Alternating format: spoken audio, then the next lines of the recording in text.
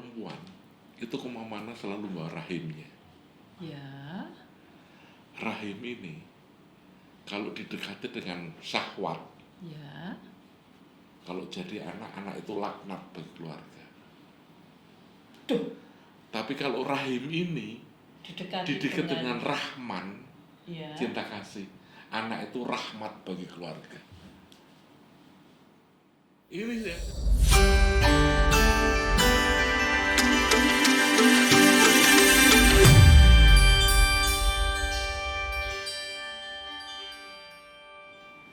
Halo, jumpa lagi di mana lagi PSW UGM, wanita hebat Indonesia bermartabat. Kita masih punya tamu, Profesor DRS Kunchoro, Master of Behavior Science, PhD, psikolog dari Fakultas Psikologi UGM. UGM jelas loh ya, jadi kita punya orang yang tidak biasa gitu. Kenapa saya ngomong orang tidak biasa? Karena Prof Kun ini mau dan berani masuk ke wilayah prostitusi. Gak banyak loh orang yang mau dolanan dengan para orang yang dianggap di sebelah kiri.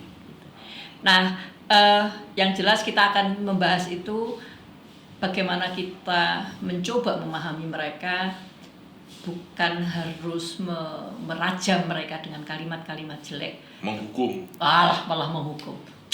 Jelas? Dengan Prof Kun ini Bu Panjenengan tuh sharing ke kita gitu. Kenapa sih kok tiba-tiba kepengen ngurusi beliau-beliau itu gitu? Saya itu dulu dari keluarga yang boleh dianggap tidak mampu. Juk ngopo? Nah, ketika saya dari keluarga tidak mampu, saya tuh dulu bercita-cita jadi orang kaya. Ya. Begitu saya lulus S1 di Fakultas Psikologi UGM, sebetulnya saya sudah mendapat rekomendasi dari Wakil Dekan Bidang Keuangan untuk bekerja di perusahaan minyak Perancis Total Indonesia. Ya.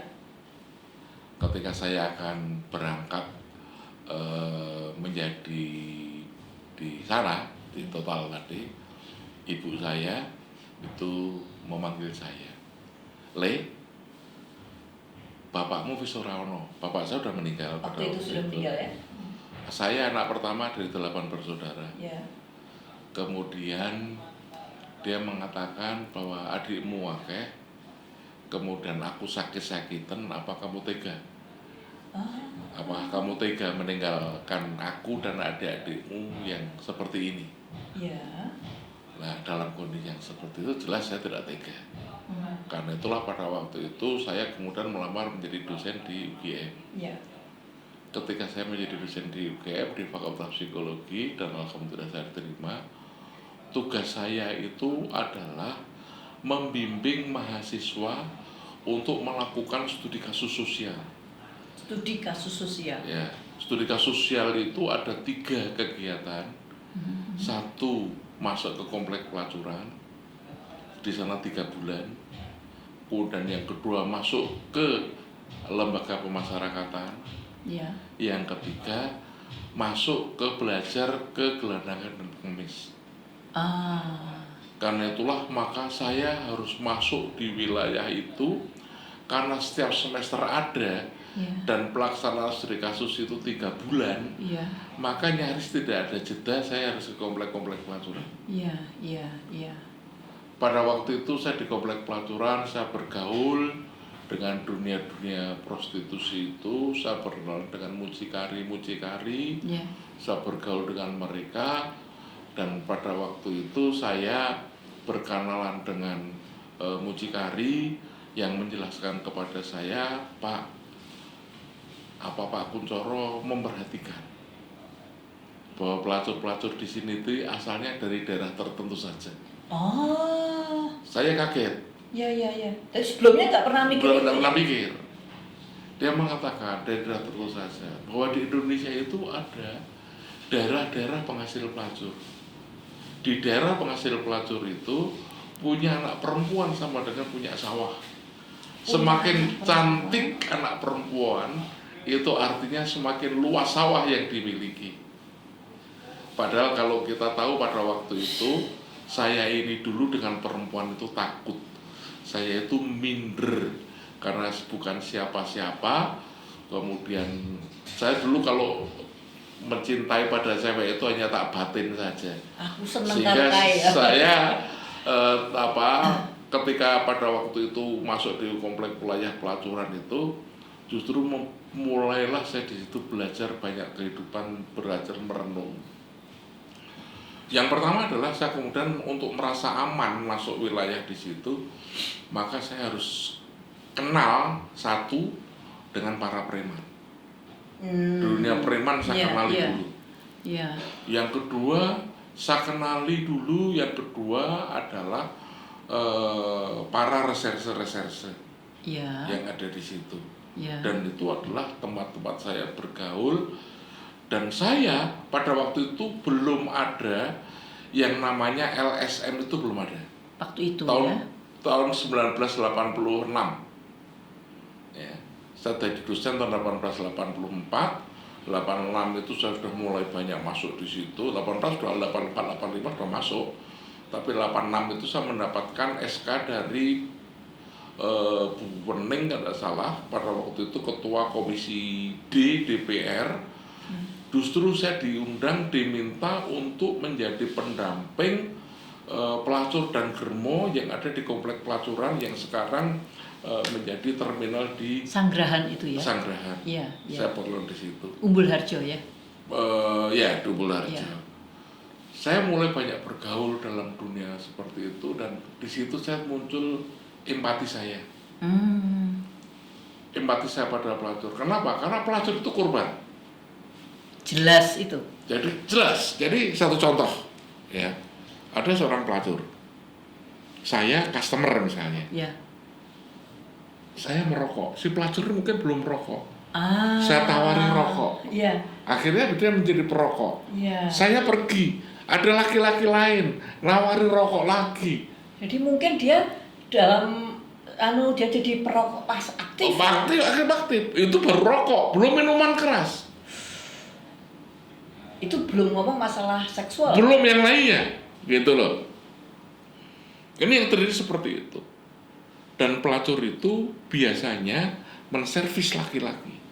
Totally ya. Ya, tapi tidak totally, mereka ada teknik-teknik tertentu. Tapi gitu. maksudnya kan dia dalam arti menjadikan dia panggung sandiwaranya itu. Ya. Menjadi artis yang dia harus totally melayani laki-laki.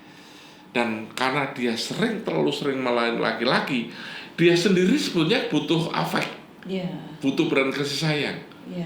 Makanya kalau dia punya pacar, kadang-kadang pacarnya itu malah grogoti kekayaannya dia.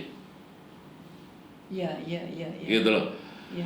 Dulu dengan sangat mudah saya mengentarai ketika di kamar, ini pacar apa tamu.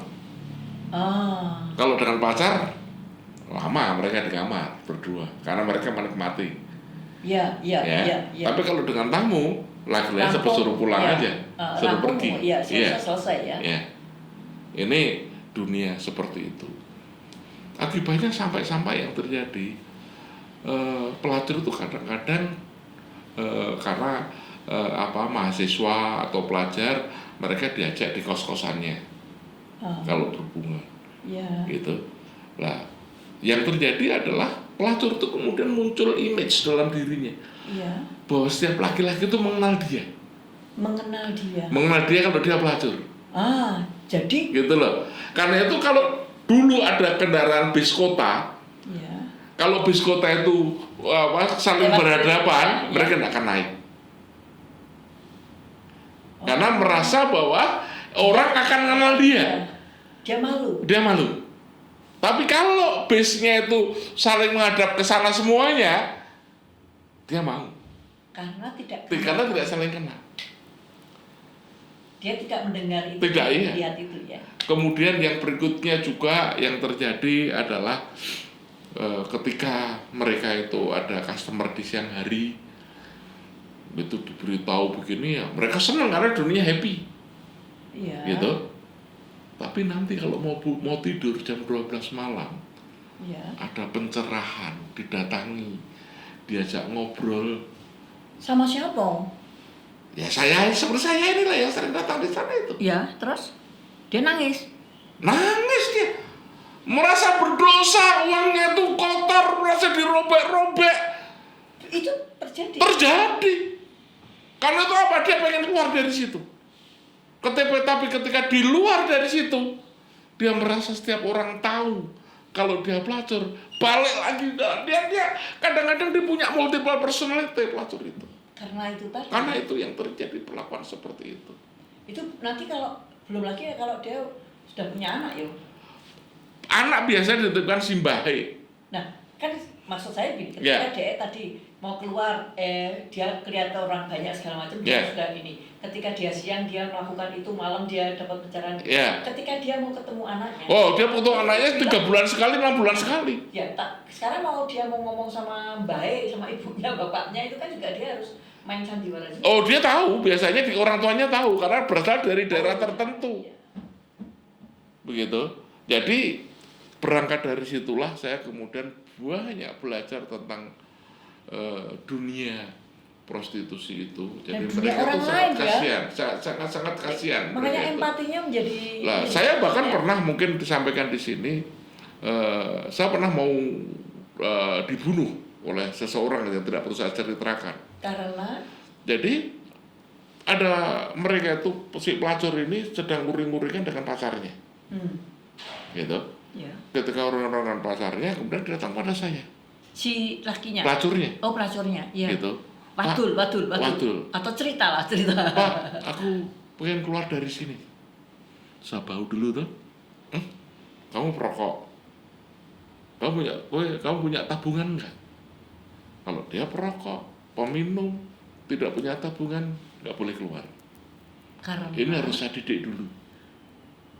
Sebab kalau mereka itu seperti itu keluar, nantinya pindah germo satu, germo yang lain, saya sudah ngelacak. Karena ini potensial untuk kembali lagi nih. Kenapa? Satu, kalau dia seorang perokok, pemabuk apalagi, masyarakat kita tidak bisa menerima dia. Betul. Belum lagi kalau dia nanti kena sakit.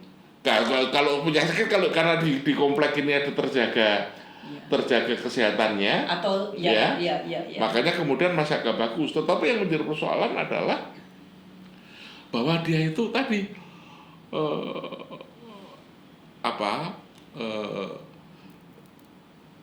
sudah kesiapan dia untuk bisa keluar atau tidak itu tadi punya. Masyarakat itu tidak bisa menerima kalau dia merokok. Masyarakat tidak bisa menerima kalau dia itu peminum. Ini dua harus kita pahami dulu. Yang ketiga, dia punya utang nggak, punya tabungan nggak, gitu. Kalau ini clear, baru kemudian saya minta untuk keluar. Karena itulah tadi, Mbak, pernah suatu terjadi di daerah Samas. Ada yang mereka tuh, Pak, aku pengen keluar. Ketika saya lihat seperti ini, oke keluar. Saya undang pegawai dinas sosial pada waktu itu, Mas, tolong mbaknya ini dibawa ke sana. Mbaknya gimana? Ya bonceng kayak gitu. Nanti kalau orang lain tahu gimana? Kamu tidak profesional. Karena itulah maka dari hasil saya melakukan penelitian ke lapangan tadi, saya menciptakan konsep bahwa orang yang mau turun ke lapangan menggeluti dunia yang menjadi bidang ekspertisnya harus memiliki 4 syarat. Apa itu? 1, berani menghadapi objek. Saya berani menghadapi pelacur tadi. Yang kedua, berani menanggung risiko. Nah itu berat. Gitu. Saya banyak melakukan perintahan pelacuran seperti ini sudah 40 tahun. Orang sering mengatakan, Pak Kuncoro, berapa pelacur yang pun rasakan. Itu risiko. Risiko dengar. Kalau kalian mau meneliti tentang lesbian, siap nggak kamu dicap lesbian juga? Gitu. Jadi berani menghadapi objek, berani menanggung risiko. Yang ketiga adalah berani menceritakan pada orang-orang paling dicintai. Apa yang kamu lakukan itu diceritakan pada orang paling dicintai. Istri saya semuanya ceritanya. Makanya ketika ada apa-apa, istri saya tidak akan apa? Ya, karena sudah paham. Ya. Yang keempat adalah berani menegakkan kode etik. Empat ini ya, harus paham. Ya. Ini dari hasil saya turun ke lapangan, kemudian saya mengajar mata kuliah yang saya ajar tentang misalnya tentang pemberdayaan masyarakat atau tentang penelitian kualitatif, ini syarat. Nah, kembali ke tadi, saya mau dibunuh tadi ya enggak, digoncengke lu ra gelem. Tadi dikatakan karena kamu tidak profesional. Terus akhirnya? Saya katakan pada dia, ini kamu tidak benar, dia harus dididik yang seperti ini. Wong dhek nyambut gawe. Ya pekerja juga di situ, gitu loh. Iya. Lah kembali kepada yang mau diantem tadi. Dia sudah mau sembuh dengan status tidak mau, gitu. Saya didik dulu. Ya. Gitu. Ya. Kemudian saya ajari bagaimana kirim surat pada ibunya. Itu seperti itu, saya ajari seperti itu lah, karena saya kemudian dekat dengan dia. Dan tahu bahwa dia sudah mulai withdrawal dari hubungannya dengan itu, lah dia kan marah terganggu. Ya, betul. Dan saya kemudian diancam untuk mau diajak gelut pada waktu itu. Ya, zaman dulu senangannya gelut. Itu yang terjadi. Jadi akhirnya kemudian saya berangkat dari sini, saya belajar. Kemudian saya kenali juga tentang tadi diberitahu oleh mucikari itu bahwa pelacur di daerah tertentu, saya kenali germonya yang ada di situ. Yang germo ini dulu adalah mantan pelacur. Ya. Gitu, saya kenali asalnya dari mana. Ya. Dia dari daerah Wonogiri. Saya datang ke rumahnya dia, bermain ke rumahnya dia, saya pahami lingkungannya. Disukui. Macam-macam, gitu loh. Ya. Tapi dia tahu kalau panjenengan ini. Sangat tahu, dia germo di situ dan saya ada di situ kok. Dan dengan kondisi yang seperti itu mereka senang. Karena saya merasa ngongke deh. Iya. Begitu. Jadi siapapun orangnya, siapapun dia, status apapun dia, ketika diwongke kan jadi. Wah, saya senang sekali sih. Ya, jadi kita hargai, dan bahkan yang terjadi ya Mbak ya. Ketika saya dulu ketika pekerjaan saya seperti itu, saya selalu ngajak mahasiswi saya. Saya tidak ngajak mahasiswa. Karena kalau ngajak mahasiswa, risikonya saya ngajak dosa. Karena laki-laki itu dengan pandangannya mereka juga tertarik, mereka terangsang, dapat gratisan itu mudah. Gitu. Seru. Tapi kalau saya ngajak mahasiswi, mahasiswi saya latih, paling cuma satu, ada dua. Satu, kamu dicap sebagai pelacur sama seperti mereka. Akibatnya kamu digoda, dipegang-pegang. Tapi kamu tidak akan pernah, kalau kamu kuat, dan saya yakin tidak akan kamu mau diberikan mereka. Tapi kamu nanti akan menemukan satu hal yang menghargainya. Apa Pak? Kamu dapat mengenali buasnya tatapan mata laki-laki kalau birahi. Ini menjadi penting karena suatu saat saya pernah berkonsultasi dengan seorang ulama, karena begitu saya pulang dari kompleks pelacuran, kemudian di rumah saya mengajak hubungan seks istri saya menolak. Kemudian saya katakan, kamu ingat hadis Abu Hurairah? Ingat. Tapi kamu nolak? Iya. Tapi kemudian saya merasa, iya kok aku tega bojoku tak dikutuk malaikat semalam suntuk yang tadi saya katakan. Nah, akibatnya yang terjadi apa? Saya konsultasi dengan seorang kiai. Pak Kiai itu mengatakan begini, ibu benar. Bukan kata dia ada Abu Hurairah. Saya mengatakan begitu. Terus? Iya, tapi ibu benar. Kenapa? Begini Pak, perempuan itu kemana-mana selalu bawa rahimnya. Ya. Rahim ini kalau didekati dengan syahwat, ya, kalau jadi anak itu laknat bagi keluarga. Tuh. Tapi kalau rahim ini didekati dengan Rahman, ya, cinta kasih, anak itu rahmat bagi keluarga. Ini yang saya dapatkan dari saya belajar dari ketika saya bergaul dengan dunia-dunia seperti itu. Bahkan saya banyak belajar dari situ. Ini pendidikan betul, jangan dengan sesuatu. Kadang-kadang saya meminta pada perempuan-perempuan ini ketika seorang suami yang memang susah diajak kompromi, ya, belajar dari pelacur. Apa caranya pakainya? Oke, ladeni saja suaminya. Terus pada waktu melakukan hubungan seks, maaf ini, pantatnya tarik ke belakang. Tidak akan terjadi orgasmus, ibu, tidak akan capek. Dan hubungan itu hanya di luar, sudah selesai, gitu loh. Dan itu tidak banyak orang paham. Gitu. Itu jadi lebih mudah ya? Iya, itu strategi yang saya belajar dari mereka. Saya kemudian mulai masuk kepada wilayah-wilayah yang lain yang merupakan daerah penghasil pelacur. Daerah yang pertama adalah dari Jawa Tengah Utara. Di Jawa Tengah Utara itu aku ngerti. Sampai mengatakan bahwa sandal di luar itu indikator kalau ada tamu. Gitu loh. Jangan diganggu. Dan saya jangan diganggu. Dan saya bergaul saja sangat luar biasa di situ. Bahkan saya pernah berbicara dengan Gus Dur pada waktu almarhum bahwa kita kerjasama karena justru yang menarik perhatian adalah daerah-daerah santri yang kuat. Itu malah justru daerah penghasil pelacur. Bagaimana dakwah ini bisa kita tegakkan. Ini dulu merupakan satu tantangan saya di tahun 98. Pada waktu itu kami sampaikan. Kami masuk di beberapa daerah dan kemudian dari situ kami mengenali banyak. Dari banyak hal itu kemudian saya mengatakan bahwa yang namanya pelacuran itu ternyata ada 5 jenis. Banyak Mas, 1 toh. Ada 5 jenis. Jenis pertama adalah pelacuran yang merupakan dilihat dari perspektif daerah asalnya. Di Indonesia ada tadi di komplek-komplek pelacuran tadi, pelacur asalnya dari daerah tertentu. Iya. Berarti ada daerah penghasil pelacur. Iya. Ini berdasarkan asal. Iya, asalnya. Itu proses rekrutmen pelacur. Gitu. Jadi ada spesialisasi untuk melakukan. Kalau nanti kita tahu menjadi pelacur itu rewarding.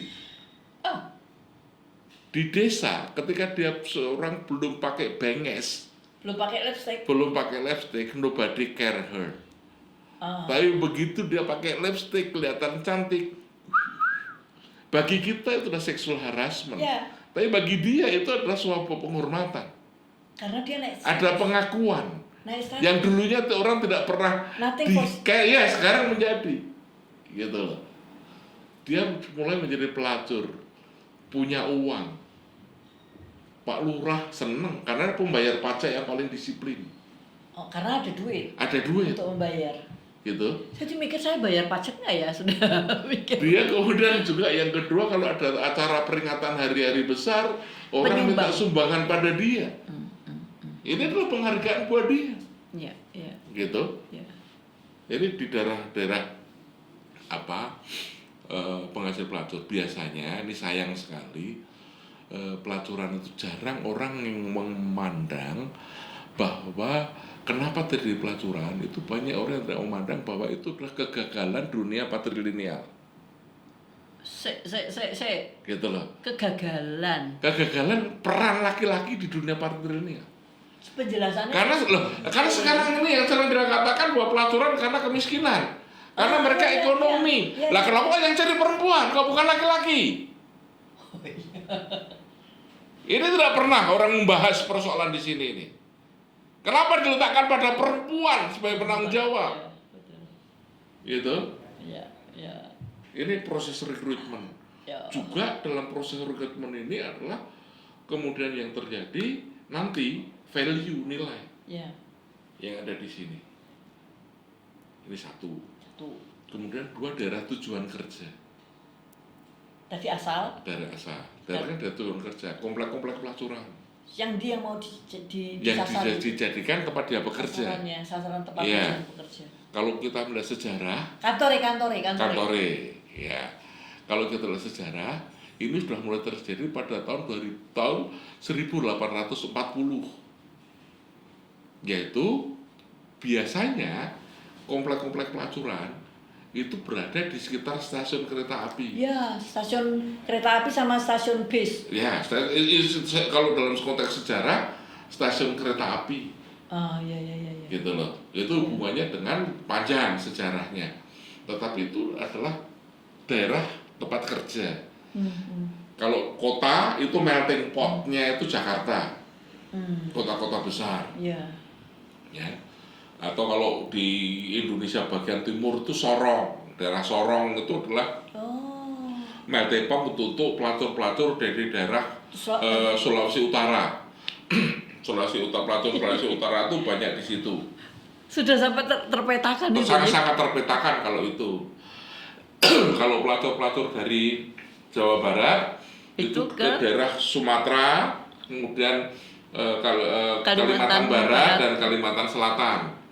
Kemudian kalau Jawa Timur itu kalau Jawa Tengah itu dulu kebanyakan ada di daerah Kalimantan Timur, Sulawesi. Tetapi kalau daerah Jawa Timur, di samping Jawa Timur dia memanjang ke pantai timur sampai dengan Bali, Lombok, Flores, NTT, itu semuanya dari Jawa Timur itu yang paling banyak terjadi.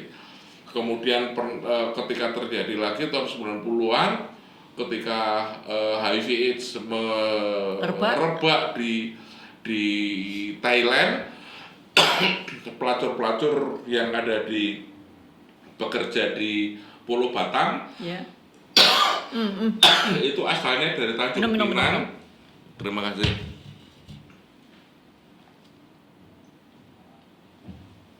Asalnya dari daerah Tanjung Pinang, dari Singkawang, dan juga dari Medan. Karena pelacur-pelacur, karena demand yang ada di Pulau Batam itu mostly adalah Chinese. Yang Chinese itu tidak bisa berbahasa Indonesia, tidak bisa berbahasa Inggris. Karena itu dicarikan pelacur-pelacur perempuan-perempuan yang masih pandai berbahasa Mandarin, yaitu diambil dari daerah-daerah tadi. Itu di daerah di Batam ya. Di daerah tempat kerja ini kita berbicara tentang bisnis, bahwa pelacuran itu sebagai pusat perputaran ekonomi. Betul. Gitu. Adanya laki-laki perempuan ketemu perlu media warung. Gitu. Ada warung semakin banyak yang terjadi, kemudian muncul tukang parkir. Gitu. Penjual. Muncul yang kemudian sewa rumah sewaan. Muncul dari situ orang jasa jual air. Semuanya digerakkan oleh praktek prostitusi. Jadi domino efeknya panjang. Karena itu kalau kita memperhatikan di sini, kalau meninggalkan pelacuran tuh pelacur yang mana yang kita jenis mana. Nah, dampak dari ini tuh juga penularan penyakit ada di sini. Karena sexual intercourse-nya tuh ada di sini. Kemudian di sini bisnis di sini juga ada penindasan laki-laki dan sebagainya, germo dan sebagainya itu ada di sini nih. Gitu. Jadi kalau daerah asal, daerah tujuan kerja. Terus yang ketiga itu adalah pelacuran artis, mahasiswa dan gaya hidup. Jadi mereka itu untuk memenuhi gaya hidup. Melakukan itu tujuan gaya hidup, karena melacur itu adalah cross passing yang luar biasa. Banyak mahasiswa menjadi jalan pintas, jalan pintas. Orang banyak mahasiswa yang menjadi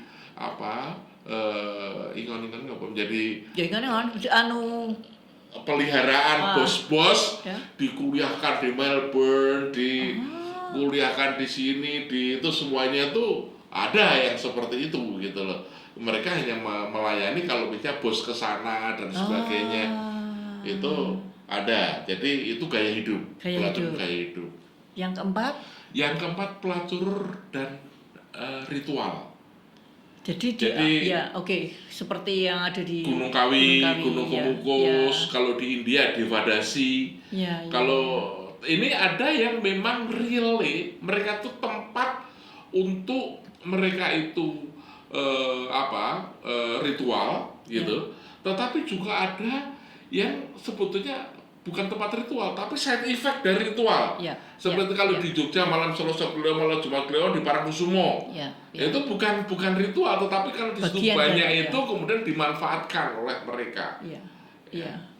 Kemudian yang berikutnya adalah anak yang dilacurkan, pelacuran anak-anak. Ya, Itu sekarang sudah mulai ada, dan sekarang yang lainnya adalah pelacuran itu apa sih? Kalau kita mau bisa melihat seperti itu, pelacuran itu yang jelas susah orang kalau mendefinisikan secara letterless. Jadi yang saya tadi lima ya, berbicara pelacur itu dasarkan indikator. Ya. Yang satu ada unsur perselingkuhan. Bisa. Gitu ya. Ya. Efek dari itu ya. Ada unsur perselingkuhan. Ya. Yang kedua ada unsur pembayaran. Karena utang. Pembayaran itu tidak selalu bentuk cash, tapi fasilitas, memberikan apa begitu ya. Kemudian yang ketiga ada tidak bahasa saya tidak ada kehendak. Mereka melakukan satu hal yang sama berulang-ulang, tetapi tujuannya berbeda. Kalau saya suami istri melakukan hubungan seks, itu hanya dua. Kalau tidak tuh semestinya gawe anak, gitu lah. Tapi kalau mereka melakukan hubungan seks, pelacur melihat, wih, di duitnya banyak nih bos. Tetapi kalau si laki-lakinya, wih, ayu nih, seksi nih. Ya. Gitu loh. Ya. Minat ya. Itu. Kemudian yang berikutnya ini menyangkut masalah gaya hidup. Karena itu dari mereka itu kalau sudah menjadi pelacur susah tuh. Iya. Karena apa? Mereka sudah dengan sangat mudah mendapatkan itu. Itu semua. Makanya paling banter kalau mereka naik pangkat ya jadi germo. Karena itulah maka dalam banyak kajian-kajian saya, Mbak Wiwi, bahwa antara prostitusi dan korupsi itu sama komponennya. Nyenengke. Jadi ada unsur perselingkuhan, itu juga tidak jujur.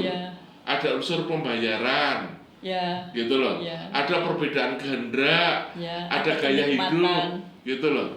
Tapi sekarang gimana caranya kita menjadi apa ya? Ya mengajak mereka untuk berhenti, atau kan orang selalu berharap untuk berhenti ya.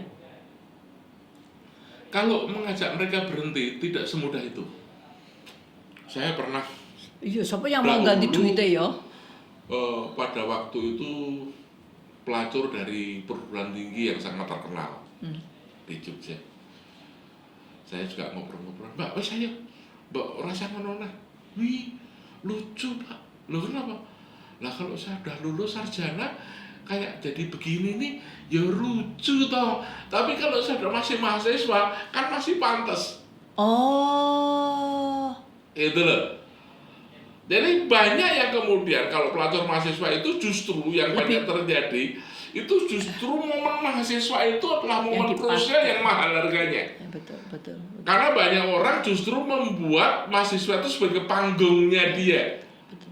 Betul. Waktu itu menjadi waktu itu yang menjadi sangat hebat yang mahal. Ya.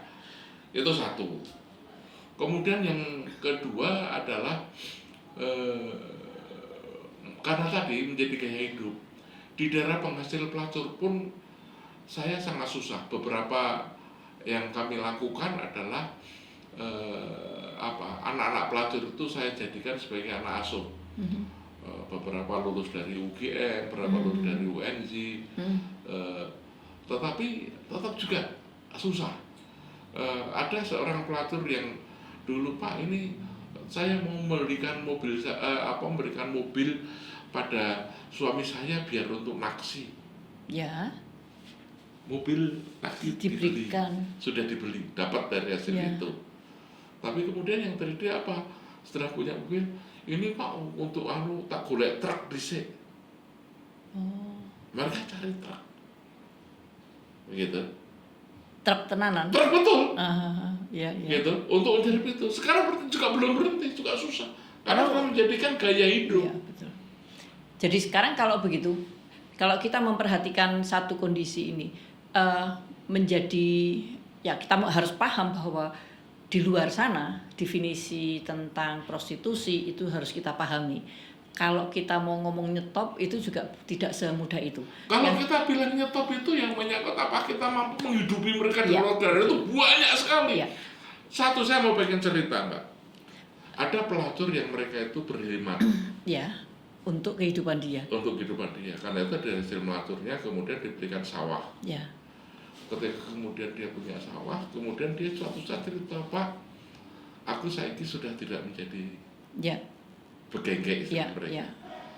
Aku mau naik haji. Suamiku mau takjat. Itu tanahku tuh mau tak jual. Tapi itu dulu kan dari hasil seperti itu. Kira-kira diterima oleh Tuhan enggak ya? Yang penting ini aku bagus. Masalah diterima dan tidak urusannya ke arah jalan. Jadi yang gitu. Sekarang kalau gitu kita harus mulai paham sekali dengan kehidupan mereka, karena bagaimana juga tugas kita panjang untuk itu. Dan yang jelas bahwa untuk beberapa orang di luar sana kita harus mulai paham dengan kondisi prostitusi, karena bagaimana juga pengalamannya Prof. Kun terhadap yang tadi diceritakan selama ini menjadikan sesuatu hal yang luar biasa. Kita mulai belajar orang lain, kita mulai belajar dengan kondisi yang lain. Bagaimana jelas, memahami orang lain itu, Mbak, yang itu. Yang jelas bahwa pelajaran yang sangat luar biasa dari Prof. Kun hari ini. Jumpa lagi di Mana Lagi PSB UGM, Wanita Hebat Indonesia Bermartabat.